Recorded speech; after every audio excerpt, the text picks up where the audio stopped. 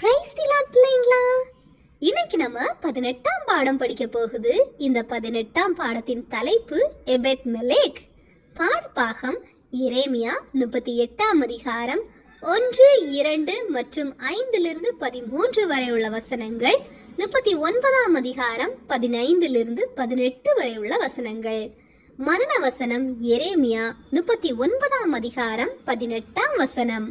உன்னை நிச்சயமாக விடுவிப்பேன், நீ பட்டயத்துக்கு இரையாவதில்லை. நீ என்னை நம்பினபடியினால் உன் பிராணன் உனக்கு கிடைத்த கொள்ளை பொருளை போல இருக்கும் என்று கர்த்தர் சொல்லுகிறார். இந்த பாடத்தினுடைய நோக்கம் என்னன்னா, ஆபத்திலிருந்து தேவ பிள்ளைகள் காக்கப்படுவார்கள் அப்படிங்கிறத கற்றுக்கொள்றதா. சரி, நம்ம இப்போ பாடத்துக்குள்ளாடி போலாமா? உங்க எல்லாருக்குமே சாமுவேலை பற்றி தெரியும், அப்படிதானே?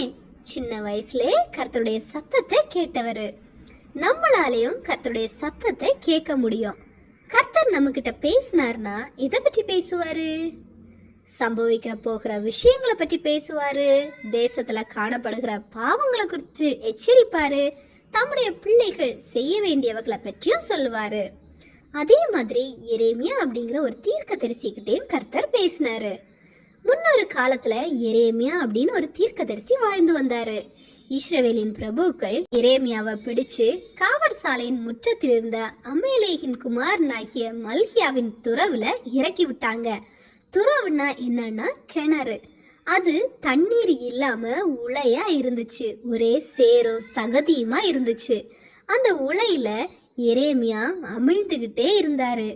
இஸ்ரவேலின் ஜனங்கள் எல்லாரும் பாபிலோன் ராஜாவின் இராணுவத்தின் கையில் நிச்சயம் ஒப்பு கொடுக்கப்படுவார்கள் அப்படின்னு சொல்லிட்டு எரேமியா அறிவிச்சதுனால அவரை துறவுல இறக்கி விட்டாங்க.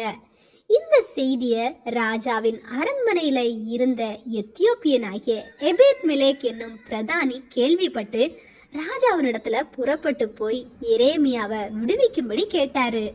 ராஜாவாகிய சிதேக்கியா பென்யமின் வாசலில் உட்கார்ந்திருந்தாரு. ராஜா எபெத் மெலேக்கிடத்துல, நீ இவ்விடத்திலிருந்து 30 மனுஷரை உன்னுடனே கூட்டி கொண்டு போய் அவனை துறவிலிருந்து தூக்கி விடு அப்படின்னு சொல்லிட்டு கட்டளையிட்டாரு.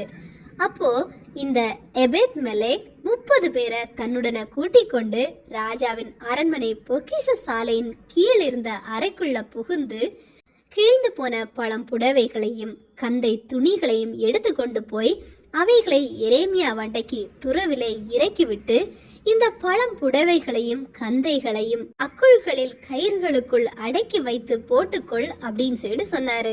அதே மாதிரி எரேமியாவும் செஞ்சாரு.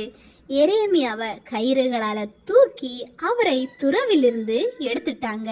எரேமியா காவற்சாலையின் முற்றத்துல இருக்கும்போது திரும்பவும் கர்த்தருடைய வார்த்தை உண்டாகி கர்த்தர் எரேமியா கிட்ட என்ன சொன்னார்னா, எபெத் மெலேக்குக்கு நீ சொல்ல வேண்டியது என்னவென்றால், இதோ என்னுடைய வார்த்தைகளை இந்த நகரத்தின் மேல் நன்மையாக அல்ல தீமையாகவே வர பண்ணுவேன். ஆனாலும் நான் உன்னை தப்புவிப்பேன், விடுவிப்பேன். நீ பட்டயத்துக்கு இரையாவதில்லை. நீ என்னை நம்பினபடியால் உன் பிராணன் உனக்கு கிடைத்த கொள்ளை பொருளை போல இருக்கும் அப்படின்னு சொல்லிட்டு சொன்னாரு. அப்போ பாத்தீங்களா பிள்ளைங்களா, இந்த பாடத்துல இது நீங்க என்ன கற்றுக்கொள்றீங்க? கர்த்தர் தம்முடைய பிள்ளைகளை பாதுகாக்கிறாரு. அது மட்டும் அல்ல, தேவனுடைய பிள்ளைகளுக்கு உதவி செய்கிறவர்களையும் பாதுகாக்கிறாரு. ஓகேவா பிள்ளைங்களா? Okay, thank you. God bless you all.